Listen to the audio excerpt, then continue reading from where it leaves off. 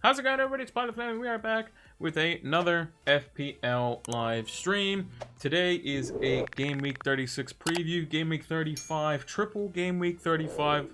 Although it's probably more like double Game Week 35, considering United rotated basically their whole team today in their 2-1 loss versus Leicester. But yeah, it's so far the week is going well enough as it could. I mean, I have a small green arrow, but could expect a little bit more potentially. Maguire's probably only going to end up with 1 point, which is a bit disappointing. But all things considered, Bruno captain's going okay. Vardy got me 7 points, Iheanacho with 9. Calvert-Lewin still to play after getting his goal. It could be better, could be worse. But yeah, it is a double game week, so something to be excited about. And even more excited, free hit's going to be activated this week. I haven't hit the button as of yet. I've been playing around with some teams. We could discuss that on stream, as well as my FPL / Premier League kind of team of the season, as it were. So these would be like the players that have basically impressed me the most, or I've thought have been, the best players in their role across the Premier League, in both FPL as well as in actual, in the EPL. Also, if you haven't done so already, make sure to leave a like on the video when this goes over onto YouTube, as well as subscribe over there as well. I just want to hit 1,500 subscribers before the end of the season. That would be nice. I think we're only like 15 or 20 away, so make sure to hit that subscribe button if you haven't done so already. There's going to be a lot of off-season content. I think I'm going to be doing some FIFA career modes if I can get I got basically a capture card, so I got to put that in the PC and see if I can get that up and running. Yeah, we're going to be doing that sort of stuff. And any FPL news that comes out, make sure to keep it locked and loaded here on Twitch as well as over on YouTube, because we're going to be doing streams and video content on the YouTube channel as well. And Twitter is the place where you can kind of keep it up to date with all of that as well. And we will be announcing the winner at the end of the season for our for the Flames Recruits League, and they will be in the video description for all of next season. So yeah, make sure to keep that locked in. Let's take a look at that as we start the stream. So let's take a look at that right away. Actually, now while I'm thinking of it, who's actually at the top of the Flames Recruits League? So it's Dinko Brakanov. Harrow Bowl is the team name. Harrow Bowl. They're 2,300 so 2,304th in the world. Not too shabby, and they're having a pretty decent game week as well. And they're a Hammers fan as well. Although he has a Watkins in his team, which obviously isn't ideal, but is doing quite well. And in second place is I believe that's I could be wrong. Is that a Malaysia flag? I could be wrong. What does the Malaysia flag look like? I don't want to get this wrong. Malaysia flag. Yes, that is. I figured I recognized it. They're only 1 point behind, and they're 2,350th. They have Mendy still to go. They have Salah captain this week, who got them off to a good start. Although Forster with 10 points on the bench probably isn't great, but wish you could play him over one of your defenders. That'd be nice too. But yeah, looks to be a decent week for both of them, and hopefully they can break into triple digits by the end of the season. That'd be nice to have somebody first season having a league, have somebody in the triple digits. That would be nice for our league winner. But getting on to my team, the first thing I want to start off by saying is congratulations to Manchester City and Pep Guardiola's team for winning the Premier League. As a United fan, obviously I'm disappointed that we couldn't personally do more to make it a little bit closer, as well as all the other, kind of teams that, City was just too good. I mean, United got a 0-0 draw and a 2-0 win, but dropped a lot of points in draws and losses against teams that we probably shouldn't have dropped points to. But yeah, City was definitely far and large the best team this season. Their style of play is very unique in itself and probably requires the most effort, apart from maybe Leeds' style of play. And I think that they just have a great understanding of what they need to do, and in multiple positions, multiple times a game. So, congratulations to Manchester City, and hopefully, United can strengthen.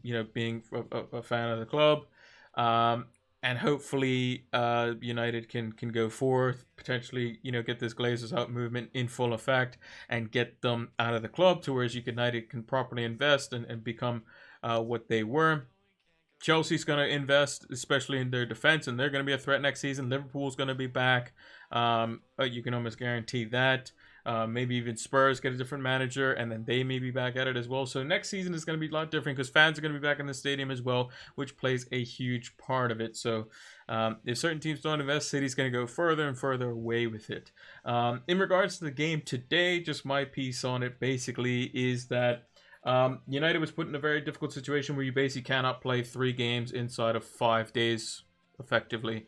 So you have to basically rotate pretty much your full team. Yeah, Bruno and Rashford and Cavani can get, 20 to 30 minutes, but you can't play them 60 plus minutes. I think Mason's played, I think he's played 60 minutes in 3 games straight inside of 6 days or something like that as well. I think he played Thursday, Sunday, Tuesday, I think is what he's played. So yeah, it is difficult.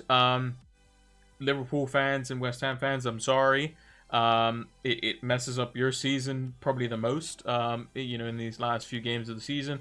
But the Premier League decided to put the Liverpool game on Thursday, and United are going to probably play full strength in that, and that's the only realistic way you can do it. You play Thursday, you play Sunday, you play Thursday. That's enough adequate rest to play your full team, 3 times in a row. Anything more than that, it requires rest, and the Leicester game is the most likely, most sensible place to rest players. Could they have played a little bit more of a full strength team? Maybe, but again, it's still too harsh on the players. So it messes up Liverpool and West Ham's kind of surges towards the, the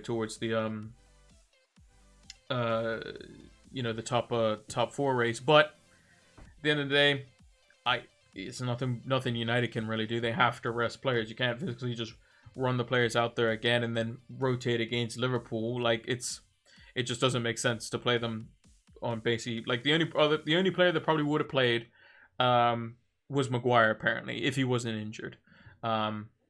Just because he could potentially be, he's one of those players that can play, 90 minutes every game playing center back. Don't necessarily have to run as much, as it were.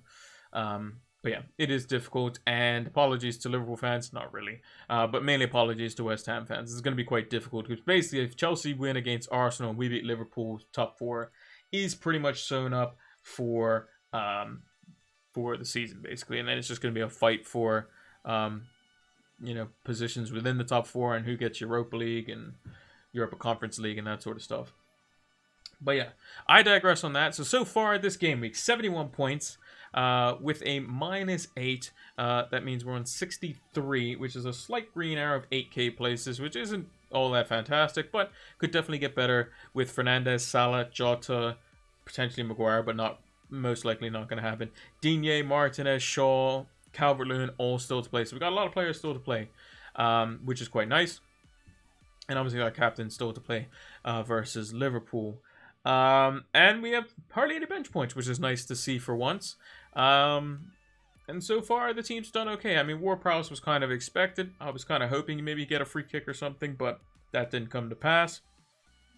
Martinez, I didn't expect him to get anything more than maybe 4 points. So far, he's got half of that. Maguire is a bit of a disappointment because he had the potential to play 3 games, but obviously getting injured doesn't help. Digne with a clean sheet is quite nice. Hopefully, Shaw can keep a clean sheet potentially versus Jota and Salah. I would much prefer Shaw obviously get an attacking return because it would mean the likes of Wan-Bissaka and Dean Henderson and those players don't keep clean sheets, and I would just get Shaw's attacking return points, which would be nice, and Salah and Jota can still get points, and I still want United obviously to win. They could just win 3-1. That would be quite nice. A Salah goal or a Jota goal with a Salah assist. Fernandes, 3 penalties, all assisted by Shaw getting taken down the box. That would be nice, but that's obviously not going to happen. But we can only hope. We can only hope. Yeah, can't really complain too much. Forward line's doing well. return from the captain. Bruno's potentially going to see minutes in all. Well, I mean, he will see minutes in all 3 games. Salon's got a goal. Dini's got a clean sheet. Calvert-Lewin's got a goal. Iheanacho's got a. What did he get? He got a goal or an assist or something. I can't remember. Goal. And a bonus point. Vardy got himself an assist. So yeah, not too bad. Not too bad, all things considered. Mind you, Leicester should definitely be doing a lot more against United's C team, effectively. But yeah, you can't really complain if you're a Liverpool or West Ham fan in that sense, because yeah, we played a weakened team, but it was 1-1 before we made changes, so, and we conceded from a set piece. It's not like Leicester really battered us, even though they probably could have. Yeah, thought United were a good value for the money today. A 2-1 loss isn't the end of the world. United will still probably end up 2nd place. It just puts a hamper on Liverpool and West Ham, which technically before we made the changes, it was a draw at that point. So, which is better than a loss. But obviously they did score off the preceding set piece, which has been unfortunate. So yeah, let's go to our how our predictions went. I hate that it keeps doing this. I don't know why it does it, but my stuff always gets minimized. I don't know what causes that bug, and it's rather annoying. It's something that it must be something with the mouse or something, or when I gotta drag something across the screen. Like if I go like, I don't know. Anyway, here is our predictions for the week. So I don't think anyone predicted Newcastle to score 4 goals. That's for sure. I don't think anyone predicted Newcastle to score 4 goals at all. But I predicted 2-0 for Leicester. It's just Newcastle scored 4 that day as well. So no points there. And if you aren't familiar with how we score these, it's 3 points for an exact score, 1 point for a result correct, and no points otherwise. Spurs 2-1 prediction ended up being 3-1 leads, which is pretty much put the nail in the coffin for Spurs getting Champions League football next season. I think mathematically they need, if they drop 1 more point or 2 more points or whatever it is. Now let me actually check the Premier League table. So the most that Spurs can finish on with their 3 remaining games, it would be an additional 9 points, which is 65, which would mean if Chelsea get 1 more point from the next 3 games, that basically finishes it off. 2 points. So basically a win versus Arsenal and Spurs mathematically cannot make it even if they won the rest of the game and Chelsea lost the rest of the games.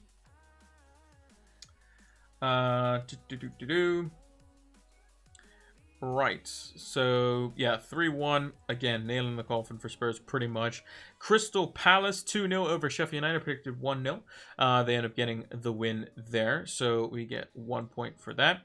Man City versus Chelsea. Chelsea coming out with the late goal, winning 2-1 on that one. Again, that's 2-2 for Tuchel versus Pep Guardiola. They're doing quite well, and although it wasn't necessarily City's best team, they still brought on the likes of Gundogan and Foden, who didn't end up supplying anything in the end, and Chelsea were able to get the victory. So nothing there. Liverpool 2-0 over Southampton. Got that exactly right, so we got 3 points there. Wolves and Brighton, I predicted 0-0, ended up being 2-1 in favor of Wolves.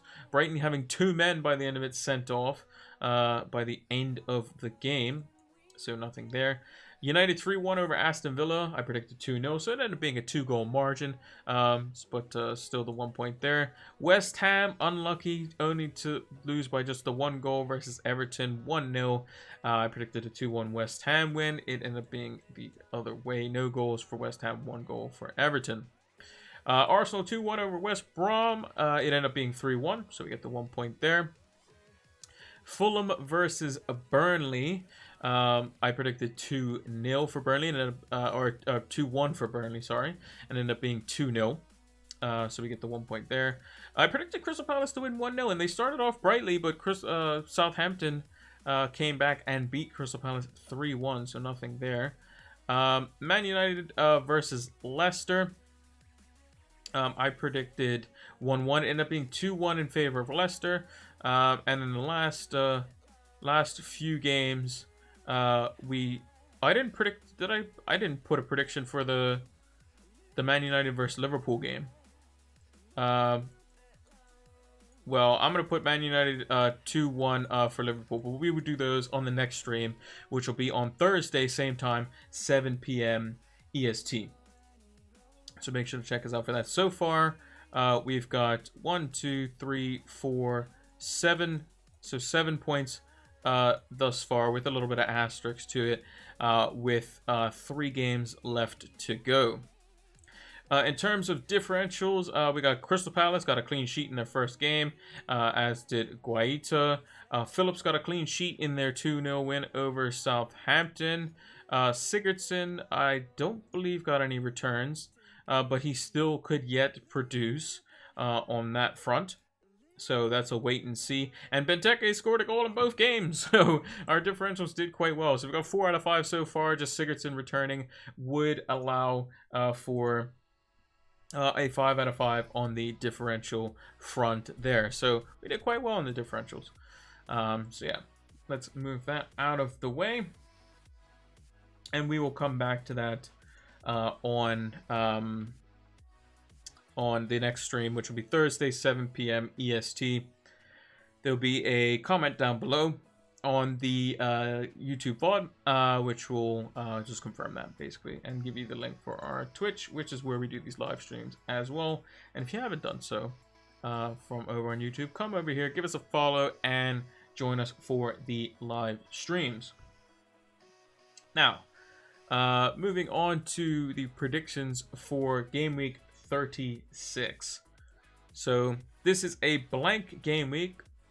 Basically, this means that there are some teams that won't be playing. So Chelsea does not play, Leicester does not play, Arsenal does not play, and neither does Man United. They all do not play this game week, and that is because Leicester and Chelsea had their games move forward versus Arsenal and United respectively, which are being played this week. The United-Leicester game's already been played. The Chelsea-Arsenal game is tomorrow. And that's because Chelsea and Leicester play each other in the FA Cup final, which is being played on the weekend in the time slot in between these 2 games. How's it going, Mono? Good evening to you as well. Exact same points as you this week so far. What, 71 with a -8? I've seen some pretty decent scores going around. If I didn't have the -8, I would be on a much bigger green arrow, but was using the -8 to bring in some double game week players, but unfortunately Maguire got injured, which doesn't help, because if I would have gone Wan-Bissaka, I would have had a lot more points at the moment. But we did that for a specific reason.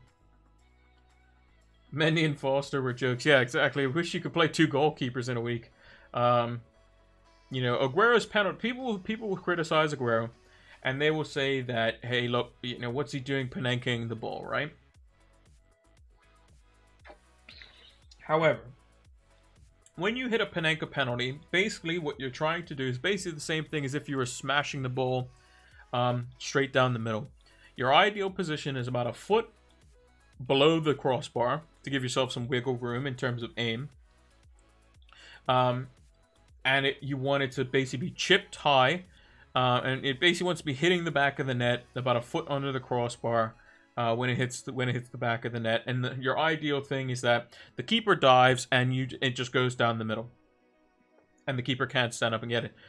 The problem is that people were criticizing Aguero when you should be praising Edouard Mendy, because he didn't commit himself. When Aguero, you know, you could probably say Aguero did disguise it enough, but basically Mendy was able to quickly get back up and stop the ball in time because he didn't fully commit himself to dive.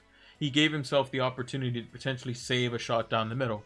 Now, if you say, let's retake that penalty, Aguero blasts it a foot below the crossbar, so not Panenka, but blasts it. Mendy doesn't save it because he can't kick save it. He can't get back up in time to stop it. It just goes in the goal, and Mendy kind of just falls on the floor. So that's why I agree with the whole notion that just blast it down the middle every time, because the likelihood is the goalkeeper going to catch it? Maybe, but they might not. It might spill out, and then you could tap it in.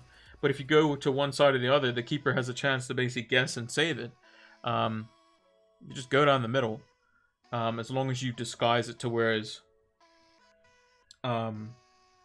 they think you're going one way or the other, then it's fine. But Regardless, he did miss, and ultimately City lost the game. But they had more chances to go ahead, more than what they were, and I think it's just City's fault. But they end up winning the league anyway, and I think that I think it's potentially psychologically a bad thing that they've lost to Chelsea twice. Because Chelsea will go into that saying, we kind of know how City's system works. There's going to be different players with slightly different skill sets and what they can do in those positions. And there's a lot of evidence from the Champions League to see how they would play versus very good opposition. And Tuchel's not dumb. He's a very intelligent guy. He's very tactically astute, and he'll know what Pep Guardiola is going to do. And vice versa. So it should be make for a very interesting game. Can Chelsea's defense hold out against City's high possession?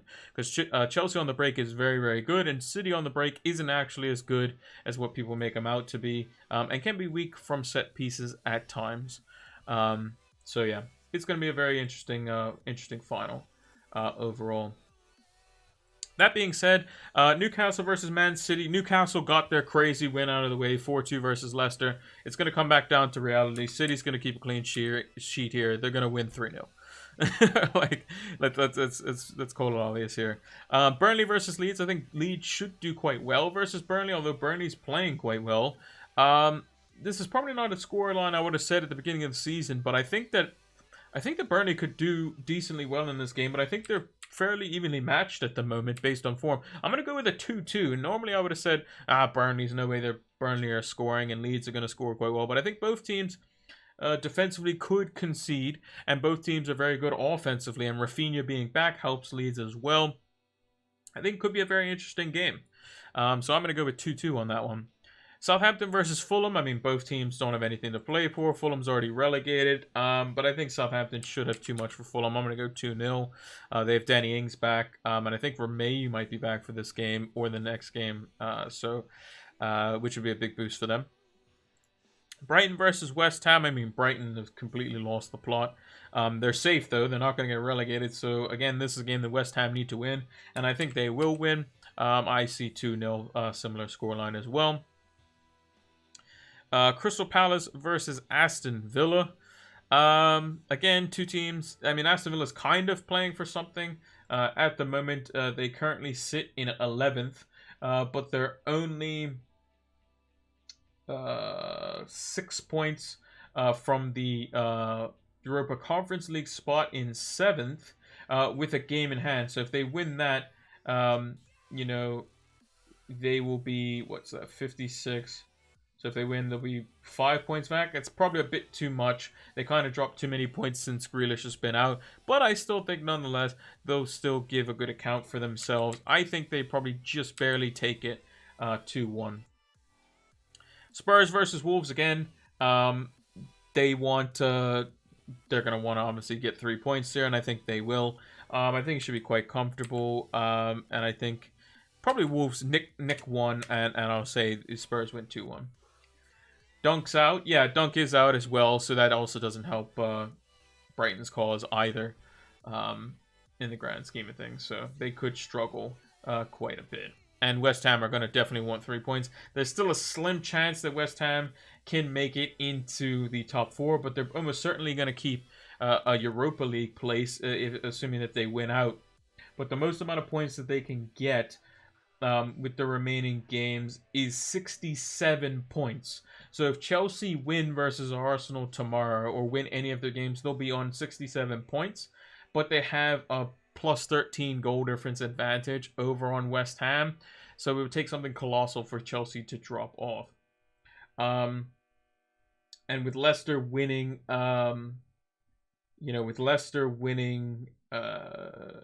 today versus United, they only need 1 point from Spurs or Chelsea to basically be equal on max points for West Ham as well.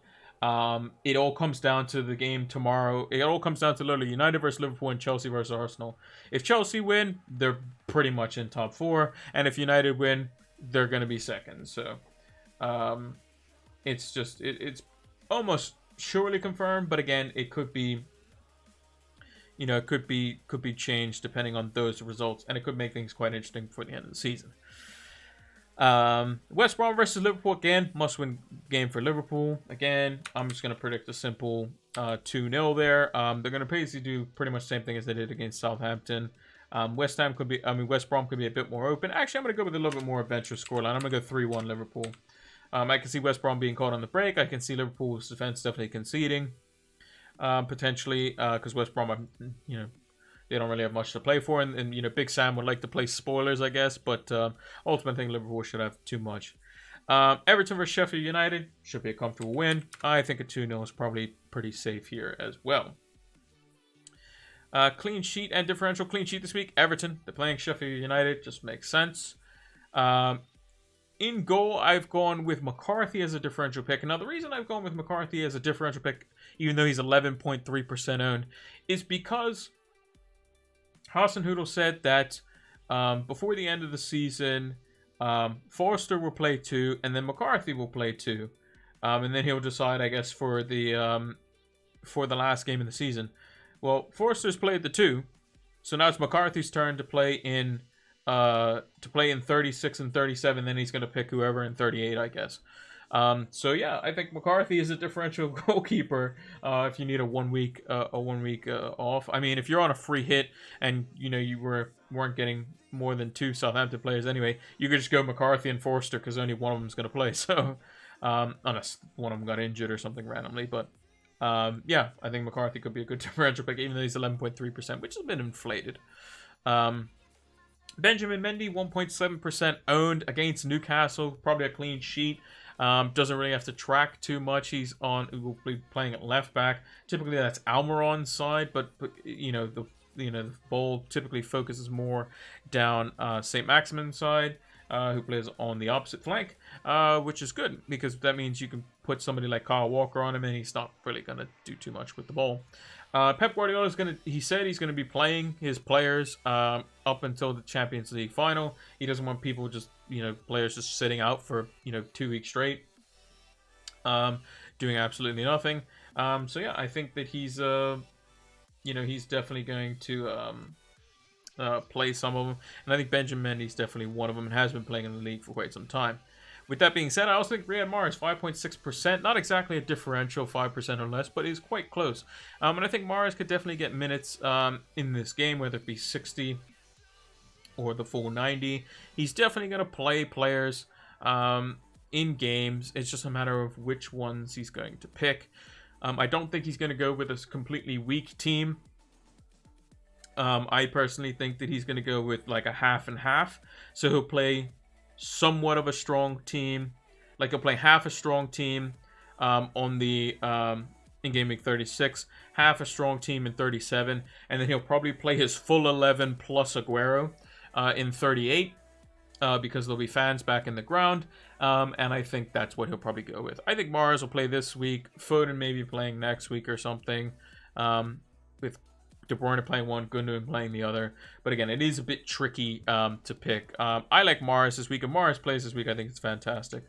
But that being said, if you're on a free hit like myself, you're going to need backup. So I need to basically account for that. And we'll take a look at that in a little bit. Who am I getting in? I'm trying to look at 3 City players, a couple of Everton players, maybe Danny Ings versus Fulham. The likes of Antonio could be good as well. Again, there's a lot of different unique picks that we can go for this week. But I like Mendy. I like Mahrez. I did like Aguero before he missed that penalty, but maybe not so much anymore. Maybe I go for like Mendy and Ederson or something like that in goal. 3 leads. Well, I think it's Burnley could be one of those weird teams where they might just be really good that game because they're a lot better at Turf Moor than they are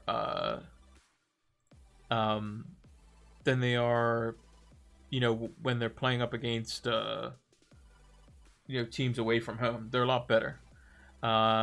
I thought I had Vidra on my bench. I guess I don't anymore. But let me check Leeds. Last time they played Burnley. They won 1-0, so it wasn't a very high scoring game, but I think that Burnley's been a lot more attacking recently. Yeah, it could be interesting. I'm still not entirely sure yet, but I'll mess around with some stuff on stream to show my line of thinking. And then our last differential pick I've gone with is Danny Ings, 5.7%. Scored a brace tonight. He's versus Fulham.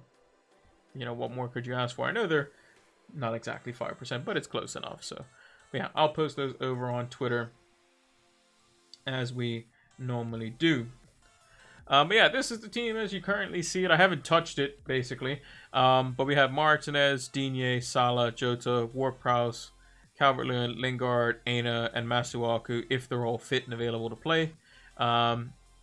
Which would, if they were all fit and available to play, this is what, this is how, I mean, I don't have very many players to be able to play. I would be missing out on 2 forwards. So I would need to, I would always need to, basically, replace those players, which would require a hit. Which, you know, I could do, but the free hit makes it a little bit better. Are some of these players going to be a free hit? Almost certainly. But we may just go quite adventurous and just stray away from the norm. You know, and go for something a little bit better than this, because we can definitely upgrade on Aina, Masuaku, Ward-Prowse, Novardi, Iheanacho. Maybe Jota's not the correct pick versus West Brom, but if he gets benched versus United, then maybe he is. But even then, there's still the rotation risk. Do I want to go for that? Who knows?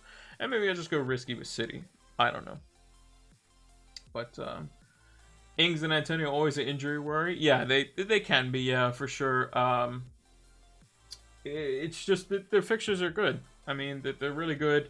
You know, I fully expect them to do well. Brighton team, again, without Dunk, that play quite expansive football, leave space in behind for the likes of Lingard and Antonio to get into. I like the looks of that. Danny Ings, again, against Fulham team, you know, that's going to be open again. They're going to play that right brand of football, which allows Southampton to get in behind, which is good for them. And yeah, they're going to be raring to play and do well before the end of the season, because Danny Ings is on 1 year left on his contract. He could be looking for a move. You know, Antonio's you know, trying to make sure that he's still the future up front for West Ham, because they potentially could be looking to replace him or put him on part-time because of his injury woes. Jesse Lingard, obviously increasing his price tag week in, week out. Yeah, so should be interesting to see on that front. But on the screen, what you see here, you might be thinking, what is this team up on the screen? But this is my my FPL / Premier League best 11 for the season, in my opinion. So I'm going to go position by position. So it'd be a 4-3-3. I would put Martinez in goal, Dallas at right back, Stones and Diaz at center back, Cresswell at left back, Salah on Declan Rice in the pivot with Mason Mount, Salah on the right, Son on the left, Fernandes through the middle, and Kane up front. Some honorable mentions, obviously Marcus Rashford's had his best output this season, Ilkay Gundogan, you know, Thomas Soucek. There's a bunch of different players that could have made it into the team, but this is just my personal team in terms of how I've seen them play throughout the whole season. Martinez, by and far the best goalkeeper in the league, in my opinion, in terms of what he's brought to the team stability-wise. If it wasn't for Martinez, Aston Villa could have easily potentially gotten relegated in some situations, even when Grealish was playing in the team. I think he has been the best signing this season, probably on par with Diaz. I would even say he's that important. He's made a couple of like kind of half mistakes as well, where he's probably like, oh, he could have saved it and done a little bit better there, but no real out and out mistakes, and it's just been pulling save after save, and it's been an FPL hero this season. On to the fullbacks. Cresswell was at one point the highest scoring defender for the longest time. Great on set pieces. Not sure why he isn't vying for an English spot. I think he's, you know, just as good as the likes of Luke Shaw, but he was doing it in the, you know, for the from the beginning of the season all the way up until the end, where Shaw really kind of kicked into gear like from November onwards in terms of attacking output, whereas Cresswell was solid defensively under David Moyes, as well as doing the attacking output in terms of set pieces and, you know, from open play as well. And same for Dallas as well. Dallas has played a multitude of positions. He would be my right back, but he could also fill in and do all kinds of things in midfield as well.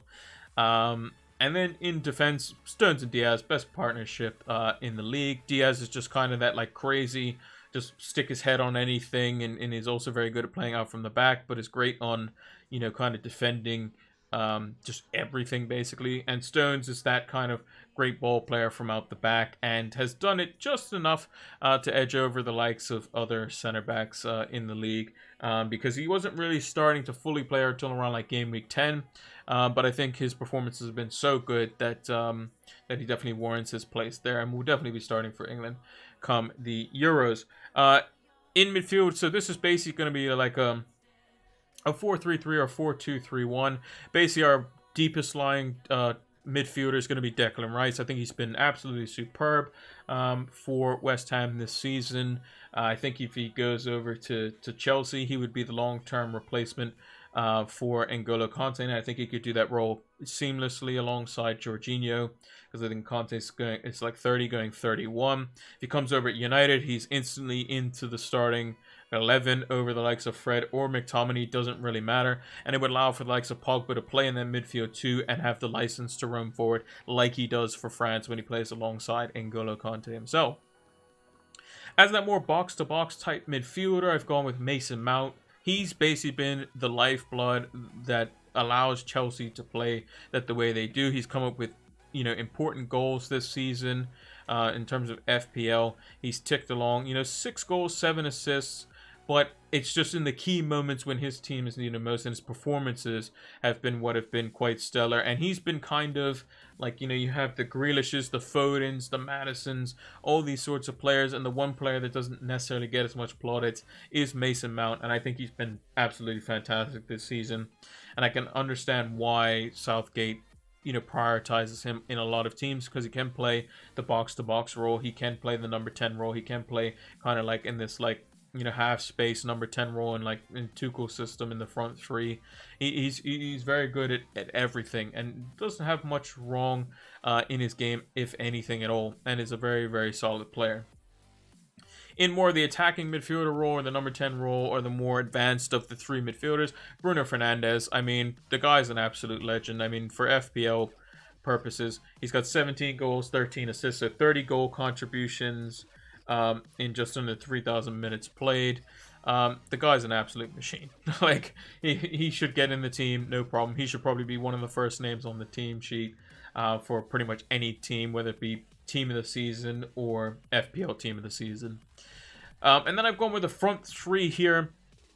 On the left-hand side, I've gone with Heung-min Son, his best output by far this season. Yeah, he's had some droughts and whatnot at certain points, and started like a house on fire at the beginning of the season, but it's just been absolutely fantastic. If him and Kane's also in the team as well, hadn't done what they've done for Spurs, I think they could be in a lot of trouble. Same for Bruno Fernandes and Rashford for Manchester United. Very similar, a left winger and a kind of the main creator of the team.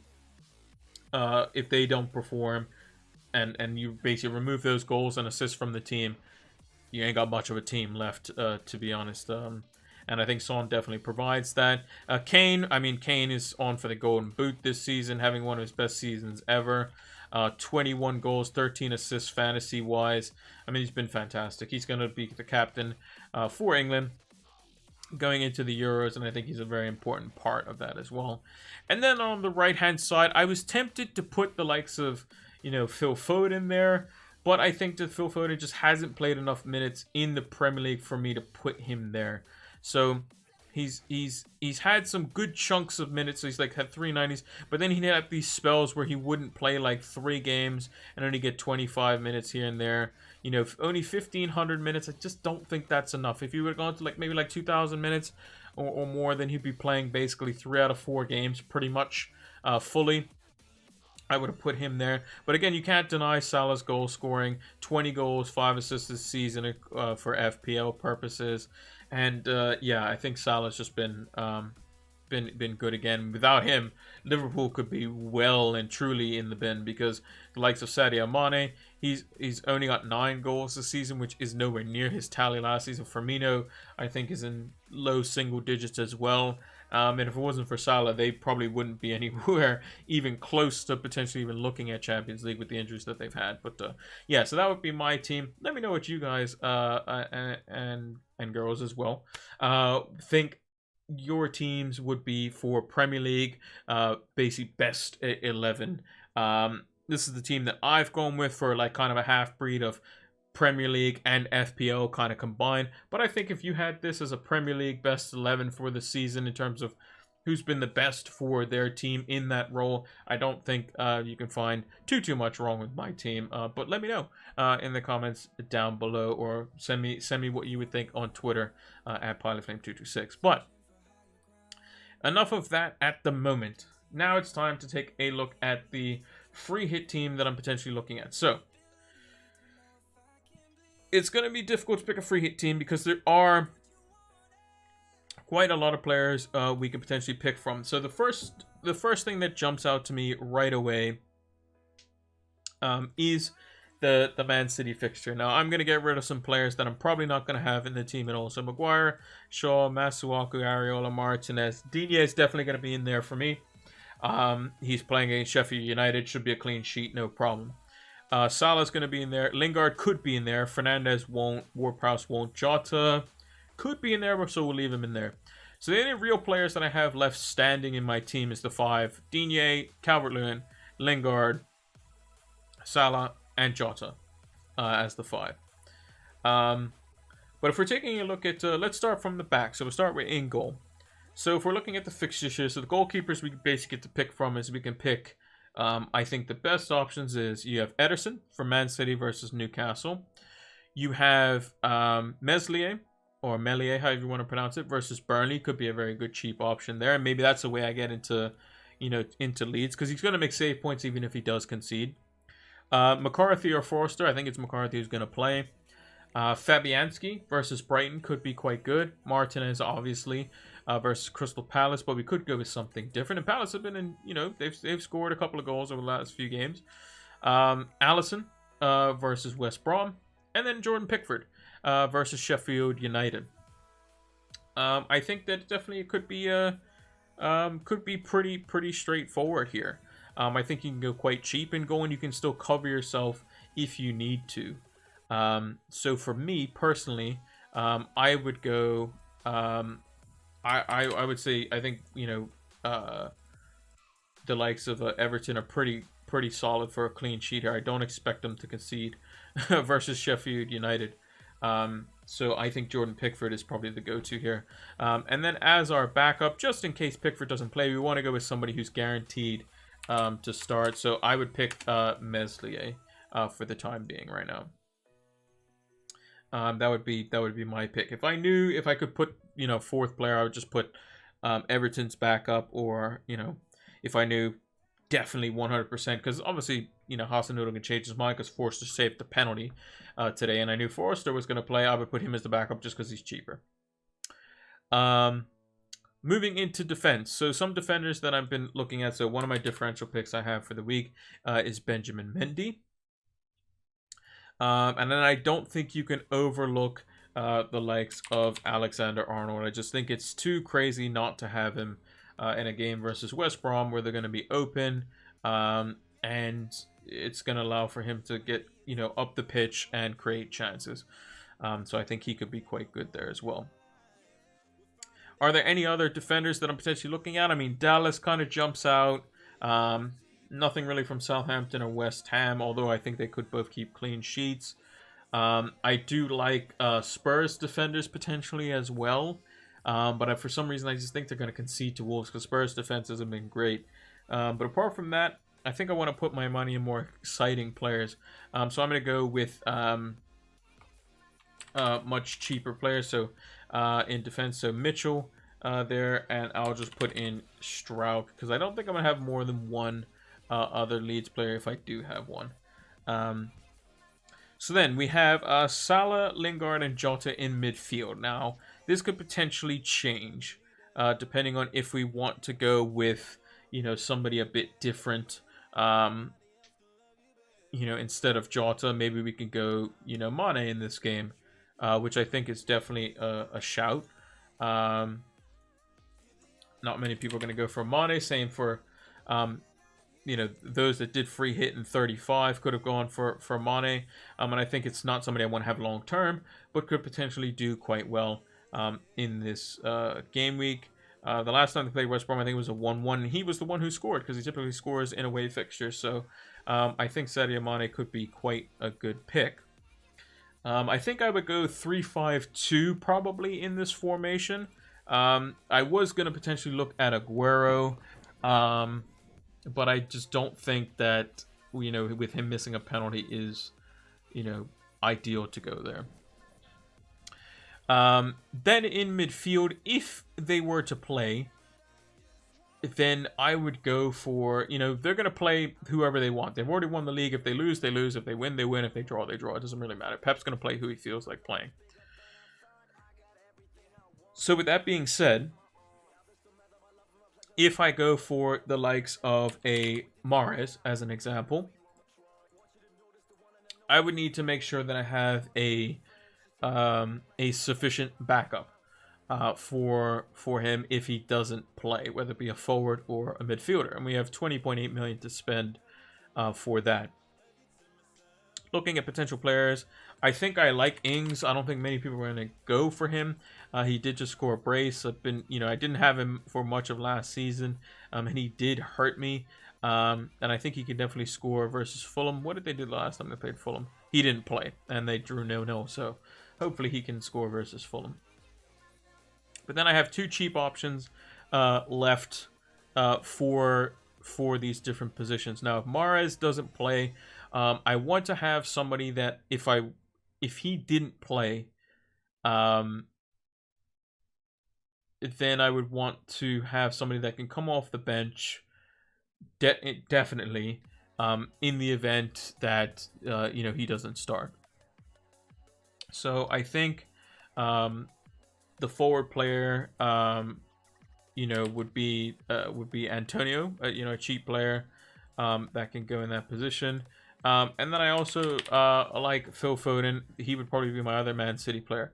Now, in the event that one of those two doesn't play, then Antonio comes in.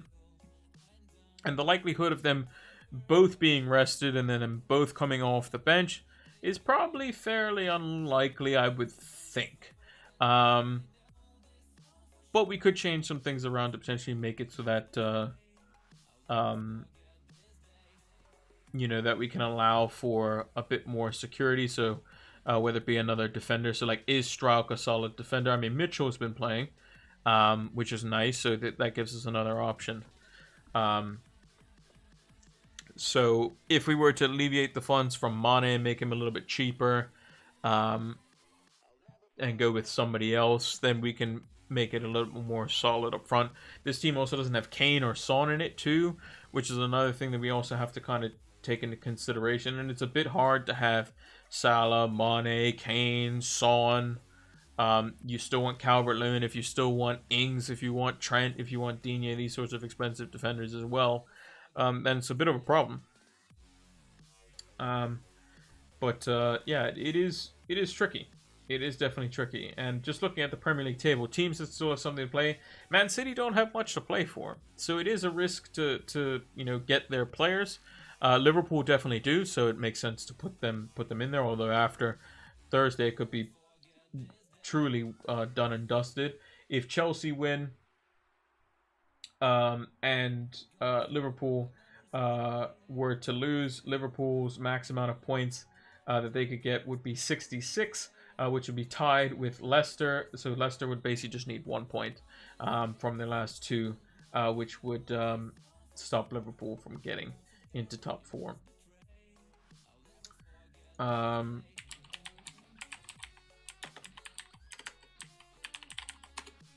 Just checking. So Late Riser he tweeted out his early like team, and I just kind of wanted to refresh my memory of what that was. Um, where did he put it? If I can find it.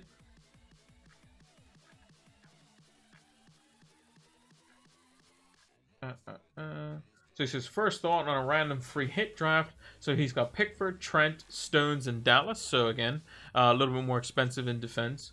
In midfield, he's going with Mane and Salah, Mahrez, Foden, and Rafinha. So basically everyone but Lingard, basically. Then he's going Kane and DCL up front. He says, really want KDB, but can't find a way except Mane and Aguero will have to wait. So very similar line of thinking. To me, I like Mars and Foden as a differential as well. I like Mane and Salah. It's just, you know, who's that fifth midfield spot going to be? Is it going to be Lingard? Is it going to be Rafinha? You know, I do like Rafinha as well. He would free up a little bit more cash to make defenders, you know, a bit more accessible. So if I went with Rafinha, you know, I have an extra 1.1. To play with, so I can go with, you know, the likelihood of, if I just go with someone slightly different, how much Chris Wood? Chris Wood 6'4". Okay, let's just go back to, so if I go to, if I were to go to, you know, change the defender to Stones, because Stones, I think he's not suspended anymore. Because he was suspended for these 2 games plus their plus another game, I think it was. I can't remember if he was suspended or not for 3. But I think he's done his 3-match ban. And then I can go Antonio, and then it'd be a matter of if Stones doesn't play, the likelihood is that you know, the likelihood is that he doesn't come in off the bench. If he doesn't have to, and then we would have Dallas basically covering the likes of Mahrez or Foden or somebody like that as well. And yeah, that could be our team there. If we wanted to, you know, up the goalkeeper, we could. You know, if I wanted to, you know, beef up the attack, I could downgrade Mane a little bit, upgrade to Kane as a premium striker. Go with Allison in goal instead, maybe. That could be an option. There's many different things that we can do. Again, KDB over Mane. Again, it's still quite risky. I like Mane as the differential. It's a one-off. He scored last time versus West Brom. I think it could be quite good. But that's why it's called a free hit. It's free, it's random, and you know how many of these players are teams gonna have still in their team? Like are people gonna have Jordan Pickford and Digne in their team? Maybe, maybe not. You know, there's gonna be players that have Trent. Not really many people are gonna have City defenders.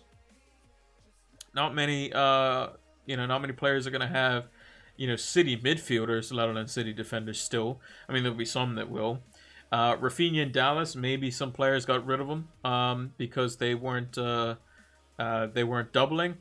Ings, who's going to have Ings potentially? You know, didn't know he was even coming back. Same with Antonio. Calvert-Lewin, I've already had him for this week. Mane again is a bit of a differential there. Captain Salah is going to be obviously the safe one, and a lot of people are going to go for that. But there's a lot of, you know, key differentials in the team. I mean, Trent's still, you know, just shy of 22% owned at the moment. If I take a look at, I'm just going to go on live rank and just get like what Trent's effective ownership is, because I don't have him currently in my FPL team for this week. So if I scroll down to find Trent Alexander-Arnold, he's effectively owned at 23.23%. So he's still not very owned. Robertson, 6.99%. So maybe we can go there as well. Who else is in there? Dallas is only 22.5% owned. So not very high there either. Calvert-Lewin's only just under 21%. Salah was only 50%. I thought it'd be a lot higher. Digne is only 13%. You know, there's a lot of players in there with potential crazy upsides. And I want to see if I can steer away from the template in a one-off week to whereas we can basically have a crack at it. And then we have our team back for the next week with our Man United players, which we will need to make changes probably because Maguire is injured. So maybe instead of, you know, Trent Alexander-Arnold, we go for Robertson to change it up, go a little bit different. And then that allows us to, you know, if we want to go Benjamin Mendy, we can do that. If we wanted to, you know, look at alternatives, you know, in midfield for Man City. So, you know, Gundogan again could be an option. You know, Ferran Torres has been playing, but maybe he doesn't play the next game. Bernardo Silva, somebody who could be, you know, quite interesting. I believe the world #1 had him for a you know, period of time as well. You know, even Sterling, you know, someone who hasn't been performing as well. You know, is he gonna see some action in front of goal? Maybe he will, maybe he won't. But yeah, it could be very interesting. On that front, I definitely think 3 cities the way to go. I think Calvert-Lewin and Digne is good. I think triple Liverpool with the double attack versus West Brom that has nothing to play for now will be something to definitely look at because, you know, West Brom are still going to want to show some fight left in them, which could open up space for Liverpool. Dallas and Rafinha, obvious choices.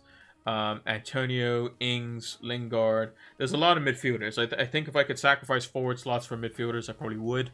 And even Chris Wood, as an example, versus Leeds is another forward that I can't even fit in there as well. There's a lot of players that I would want this week because there's a lot of great fixtures. I mean, just looking at it, like 3 City, you can argue for 3 City versus Newcastle if you knew what the lineup was, and potentially, you know, there is a potential chance to get early team news for Newcastle versus Man City. Is that likely? Probably not, but it could potentially happen. Burnley versus Leeds. I mean, the way Chris Wood's playing, he could be an option. Leeds attack with Dallas could be an option. Southampton just did quite well versus Crystal Palace. You know, Danny Ings is an option. You know, Brighton versus West Ham, that could be quite open. Favors Lingard and Antonio. Watkins being sent off, that could open options for maybe the likes of, you know, some Crystal Palace defenders maybe. Although they didn't do too well versus Southampton. But again, could open up some options in the lineup for maybe like a differential pick on like El Ghazi playing up front, or Wesley. You know, somebody like that. Spurs, against Kane or Son or bust, really. Maybe a defender, but for some reason I just see Wolves scoring a goal. Triple Liverpool, we've obviously touched on, and Everton versus Sheffield United. That's where the main bulk of the points is going to come. I think, you know, most teams are going to have a lot of players in this game. So, like, if I look, you know, for Gameweek 36, I'll probably have 3 City players, assuming that they play, on the first day, which not many people are going to have. Burnley and Leeds, maybe 1. Southampton, Fulham, maybe 1. West Ham and Brighton, maybe 1. Crystal Palace, Villa, probably none. Spurs, maybe 1 or 2. And then the last 2 games is probably 5 to 6. So, yeah. Could definitely be interesting on that front. But this is kind of the team that I think is, you know, could potentially go with it. Again, you can always change some things. That could easily be Trent if we downgraded Mendy to Stones or something like that, and then upgraded Robertson to Trent.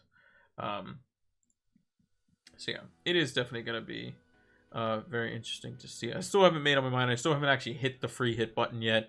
In terms of price rises and price falls, let me just double check that, because I don't think there's anything that's really been affecting the price. Like Salah might go up. Does that help us out? Not that we're going to sell him. No, it doesn't. Trent might go up, but again, that's, you know, that's whatever. We can always, we have so much money on the free hit, we can basically do whatever we want. And Ings might go down, which might actually help us get an extra 0.1. So, who knows? All things considered, I think we should be in good stead. for the free hit, and it could boost us up the ranks as much as we would like. Not sure, but we will see, you know, on that front. But yeah, that's the team, potentially free hit team that I'm going to go with.